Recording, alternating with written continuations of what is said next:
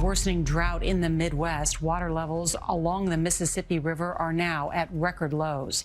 That could be catastrophic for businesses and consumers. Something is vanishing inside the Mississippi River, and even the smartest scientists are starting to speak very carefully about it. We are used to seeing floods and dry spells, but this footage shows a system that is fundamentally breaking down. The safety margins for shipping have narrowed to almost nothing, and recovery after the rains is slowing to a crawl. What most people don't realize is that the river is not just running low, it is being pulled from below. This quiet crisis is unfolding right now, and the consequences for millions of Americans are, putting it lightly, to say they are huge. Silent water loss.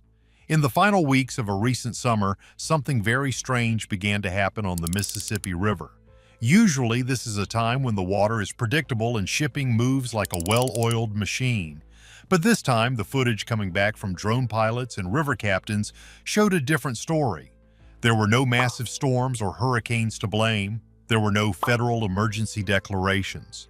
Instead, the river just started to shrink. Along the stretches near Memphis, Tennessee, the water levels did not just dip, they fell in giant steps. It was as if someone had pulled a plug at the bottom of the basin. This was not the slow, seasonal decline that people have seen for 100 years. This was fast. Basically, the shipping operators had to rewrite their entire playbooks while their vessels were already in the middle of the current. Channels that had been safe for decades suddenly became traps. Huge metal barges began to scrape the bottom, and new sandbars appeared in spots where the maps said the water was deep. This forced everyone to reduce their cargo loads significantly.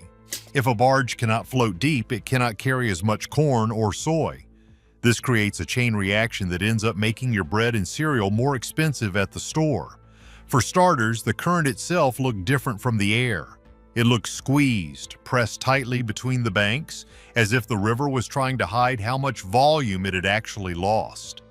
Satellite images from this period showed miles of the riverbed exposed to the sun.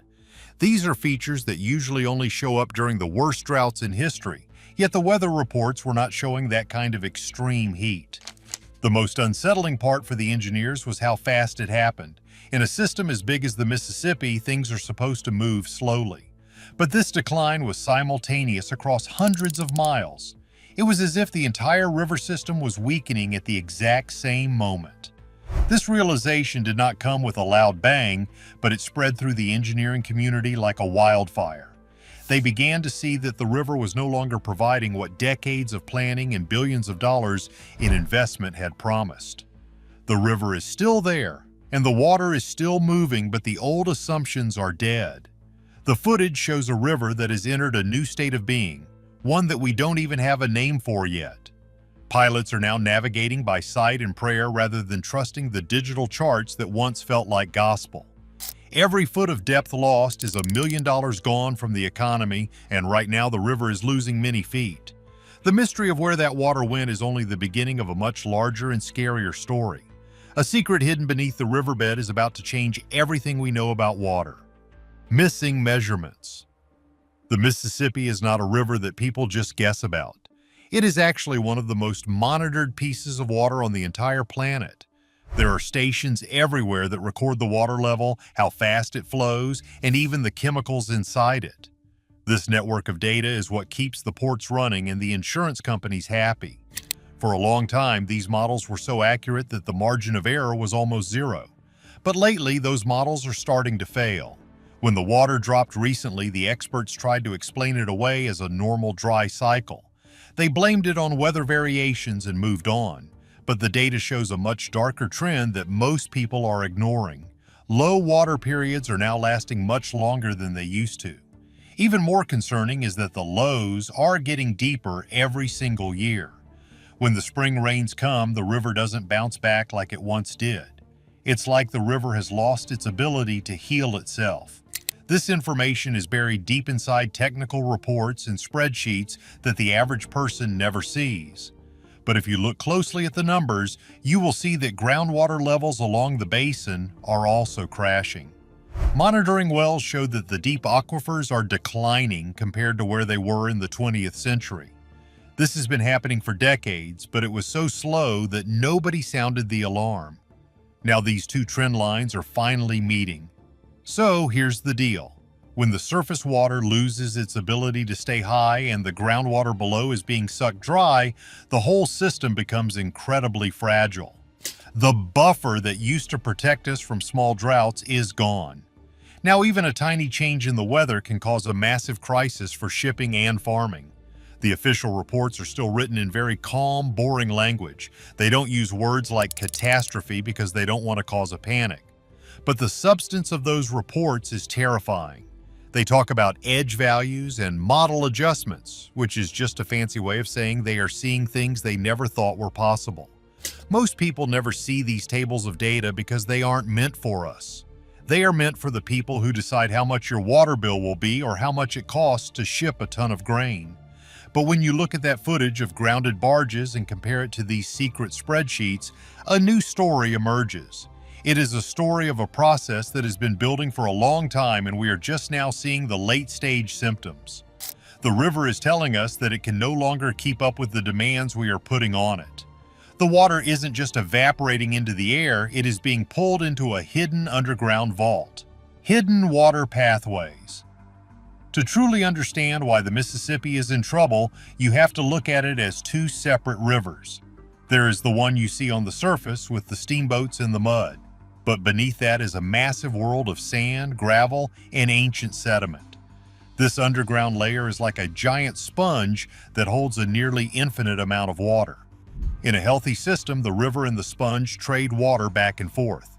When the river is high, it fills the sponge. When the river is low, the sponge leaks water back into the river to keep it flowing. This balance is what gave America its stability for over 200 years. But that balance is now broken. What most people don't realize is that the pressure has shifted.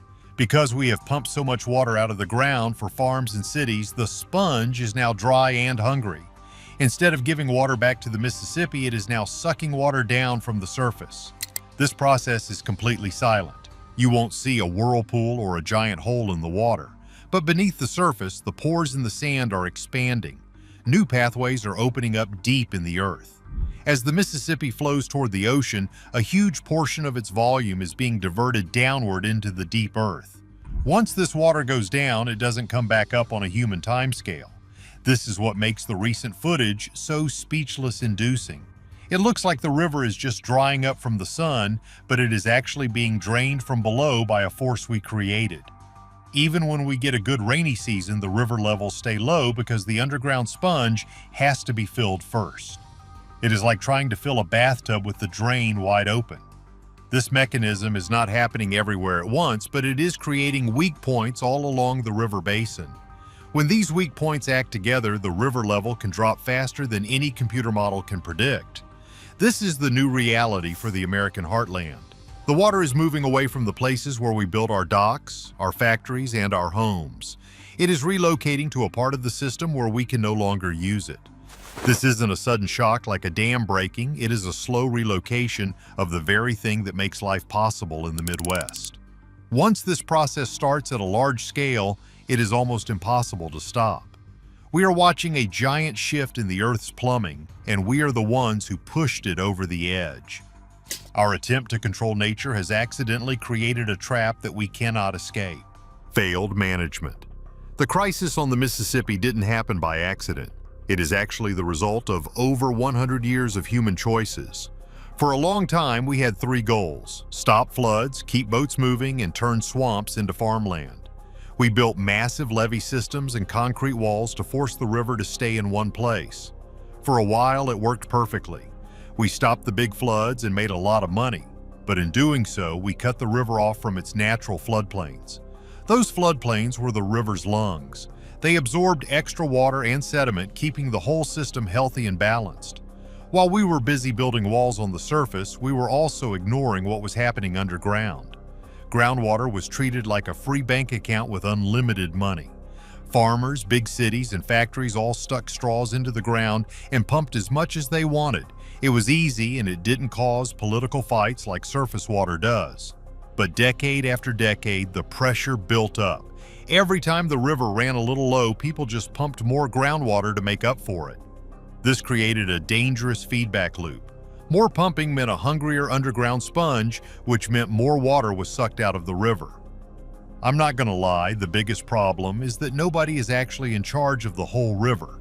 There are dozens of different agencies and groups that manage small pieces of it. One group handles the boats, another handles the fish, and another handles the drinking water. They all make decisions that make sense for them, but nobody is looking at the big picture. They are all optimizing their own little corner while the entire system is reaching a breaking point. When the data started to look weird, these groups just did more dredging or changed the shipping rules. They fixed the symptoms, but they didn't touch the cause. The result is a river that is now totally dependent on human intervention just to stay alive. We have to spend more and more money every year just to keep the status quo. The safety margin is shrinking and the cost of control is skyrocketing. The Mississippi is still controlled in the technical sense, but that control is becoming a trap. We have pushed the design to its absolute limit, and now we are seeing the consequences. The risks that used to be hidden in technical papers are now showing up in the real world, and they are starting to affect the people who live along the banks. The bill for a century of engineering is finally coming due, and it's more than we can pay. When a system as big as the Mississippi starts to fail, the costs don't show up as one big disaster. Instead, they show up in your daily life in ways you might not even notice at first. It starts with your insurance. Even if your house doesn't flood, the uncertainty of the river makes insurance companies nervous. They raise their rates because they can no longer predict what will happen next year. This makes owning a home more expensive for everyone. Then comes the utility bill. Cities that get their water from the river have to spend millions more on pumps and filters when the water level is low or dirty. That cost goes straight to the taxpayers. Transportation is the next big hit. When the river is too shallow for big barges, the grain and fuel have to be moved by trucks and trains. These are much more expensive than boats. That extra cost moves through the supply chain until it hits the price of the food in your grocery cart. You might wonder why your bread costs 50 cents more, and the answer is 1,000 miles away in a shallow river channel. This pressure builds month after month, and for families on a fixed income, there is no way to escape it. You can't just choose to not use water or stop buying food. Do you think we can still engineer our way out of this, or have we finally pushed nature too far? Let us know your thoughts in the comments below. If you found this deep dive helpful, please hit the like button and subscribe for more daily investigative stories. Your support helps us keep uncovering the truth. See you in the next one.